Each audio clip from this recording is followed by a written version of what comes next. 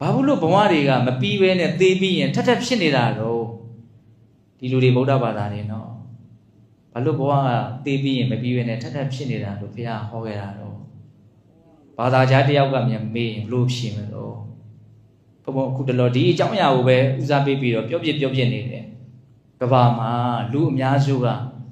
ဘဝတွေဟာဘုရားဖန်ဆင်းလို့ဖြစ်တာဆိုတာကိုယုံကြည်ထားကြတာကျွတ်တော့အဲ့ဒီအထက်မပါဘူးအဲ့တော့သူတို့ကမေးမှာပေါ့တို့ကတော့ရှင်းတယ်ကွာဘုရားဖန်ဆင်းလို့ဖြစ်နေတာမင်းတို့ကတော့အရင်ဘဝလည်းဖြစ်ခဲ့တယ်လို့ယုံကြည်တယ်နောင်လည်းဆက်ဖြစ်အောင်မလို့ယုံကြည်တယ်ဘဝတွေကဘာလို့မပြီးနိုင်မလဲဆက်ဖြစ်နေတာလို့မေးလို့ဖြေမလို့ထပ်ပြီးတော့ဘုန်းကြီးကမေးတာကအဲ့ဒီအဖြေကိုစွဲသွားစေခြင်းလို့မေးနေတာပိဿတ်ကိုနှိမ့်ဆက်နေတာမဟုတ်ဘာလို့ဖြစ်နေတာဆိုရင်လောဘကြောင့်ဖြစ်တာတဲ့ဘာကြောင့်ဖြစ်တာလဲတော့လောဘကြောင့်ပါဗျာဒေသနာအထောက်အထားဘယ်မှာရှာမလို့ဓမ္မစကြာပါဠိတော်မှာရှာကြည့်တဏ္ဏပောနောဘဝိကတဏှာဆိုတာလောဘကိုပြောတာနော်တဏှာပောနောဘဝိကလောဘသည်ဘဝတစ်ကိုဖြစ်စေတတ်တဲ့တတ္တိရှိနေတယ်ဘာလို့ဘဝတွေကျွတ်လို့ထက်ရနေတာတော့ထက်ဖြစ်နေတာတော့ဆိုရင်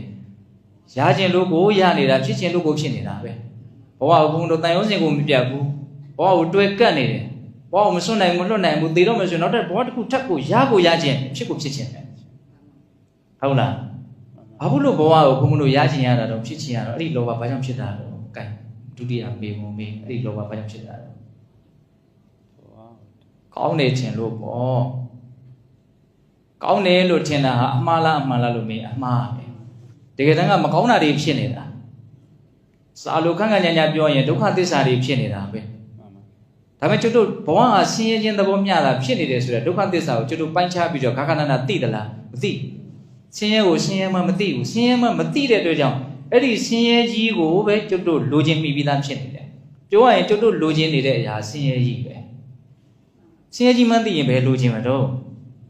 ကျွတ်တို့လိုချင်နေတာကိုထောက်တော့အဖြစ်ဆင်းရဲမှမသိဘူးဆိုတာထင်ရှားတယ်ဟုတ်တယ်မဟုတ်လားဆင်းရဲကိုဆင်းရဲမှမသိတာဘယ်လိုခေါ်တော့အဝိဇ္ဇာစကလုံးကအဲ့ဒီကြမှာခန့်ညားသွားနော်အဝိဇ္ဇာတေကိုကောက်တော့ပါတော့မောဟအဝိဇ္ဇာကိုမြတ်စွာဘုရားဘလို့အဓိပ္ပာယ်ဖွင့်တော့ဒုက္ခေအညာဏဒုက္ခသမုဒိအညာဏဒုက္ခនិရောဓေအညာဏဒုက္ခនិရောဓဂာမိနိပရိပဒါအညာဏဘဝကြီးဟာဆင်းရဲကြီးပဲဒါကြီးကမကောင်းတဲ့အရာကြီးပဲလို့ဒုက္ခသစ္စာကိုသူသိဆင်းရဲကိုဆင်းရဲလို့မသိဒီဆင်းရဲဘာကြောင့်ဖြစ်တယ်လဲဆိုတဲ့ဆင်းရဲဖြစ်ခြင်းရဲ့အကြောင်းတရားဆင်းရဲကိုဘာကြောင့်ဖြစ်တယ်လဲလို့မင်းပြောခဲ့ပြီးလောဘကြောင့်ဖြစ်တာဘဝဟာဆင်းရဲပဲတကယ်ကလောဘကြောင့်ဖြစ်တယ်နော်အဲ့ဒီလောဘဒီဆင်းရဲဖြစ်ခြင်းရဲ့အကြောင်းတရားဆင်းရဲတွေဟာဒါကြောင့်ဖြစ်တာလို့အကြောင်းတရားကိုလည်းမသိဟုတ်လား